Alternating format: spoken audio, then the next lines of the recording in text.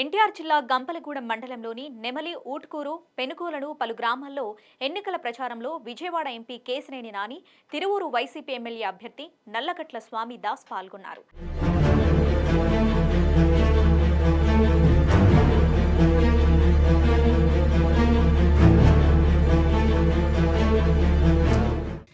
చెప్పి మోసం చేసిన వ్యక్తి ఎవరు?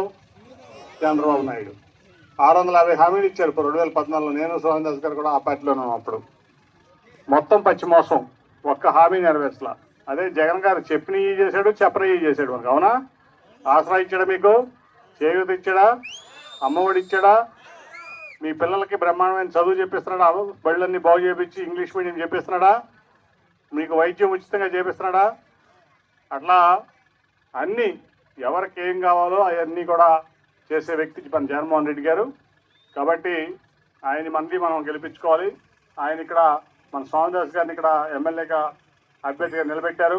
స్వామిదాస్ గారి గురించి మీ అందరికీ తెలుసు. సౌమ్యుడు, ఈ ప్రాంతానికి సేవ చేయడానికి వచ్చినటువంటి వ్యక్తి. 30 ఏళ్ళ నుంచి కూడా 30 ఏళ్ళ పై నుంచి ఈ ప్రాంతానికి సేవ చేస్తాడు. గెలిచినా ఓడినా ఇక్కడే ఉంటున్నాడు. ఇందా స్వామిదాస్ గారు చెప్పినట్లు జగన్ గారి విధానాలు నచ్చి చంద్రబాబు నాయుడు గారి విధానాలతో విభేదించి మేమిద్దరం కూడా జగన్ గారి పార్టీలో చేస్తే నన్ను ఎంపీగా నుంచోబెట్టారు. అట్లాగే స్వామిదాస్ గారిని ఎమ్మెల్యేగా నుంచోబెట్టారు. కాబట్టి మీరంతా ఇంతకు ముందు కంటే ఎక్కువ మెజార్టీ స్వామిదాస్ గారికి ఇస్తారా? ఈ గ్రామంలో ఇస్తారా ఎవరా?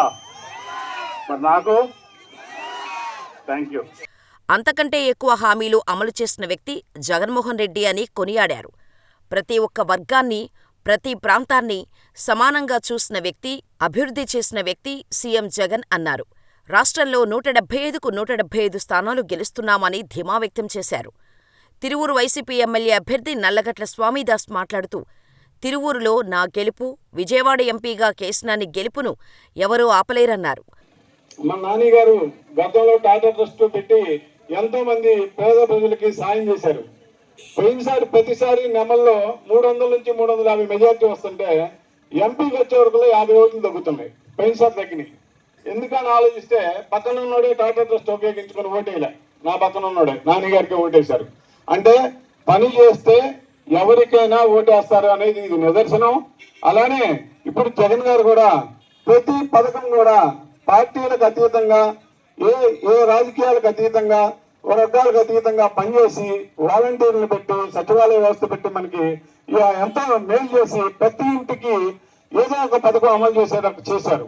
అలానే మనకి మొన్న నాని గారు ట్యాంకర్లు ఇస్తున్నారని తెలిసి ఆయన పార్టీ ఏదైనా మనం అడగొచ్చు అడగకూడదని ఒక లెటర్ పెట్టాం.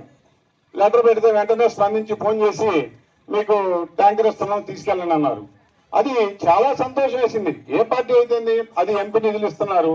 ఎవరికైనా సరే ఆ ఊర్లో ఆ పార్టీ, మా పార్టీ వాళ్ళు లేరా, ఆ పార్టీ వాళ్ళు లేరా అనుకుని మాకు ఇచ్చారు. ఆ ట్యాంకరు ఇవాళ మనకి 10 సంవత్సరాలు 20 సంవత్సరాలు, నేను రాజకీయాల్లోకి వచ్చి 25 సంవత్సరాలు ఎప్పుడూ నీళ్లు ఎండిపోలే.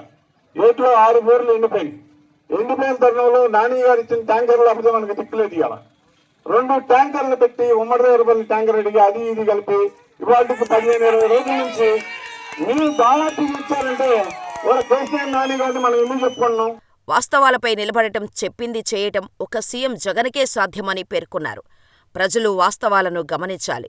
మేనిఫెస్టోలో చెప్పిన 99% హామీలు నెరవేర్చిన వ్యక్తి సీఎం జగనే అని చెప్పారు. నవరత్నాల పథకాలు సీఎం జగన్ విజయానికి దారివేశాయన్నారు.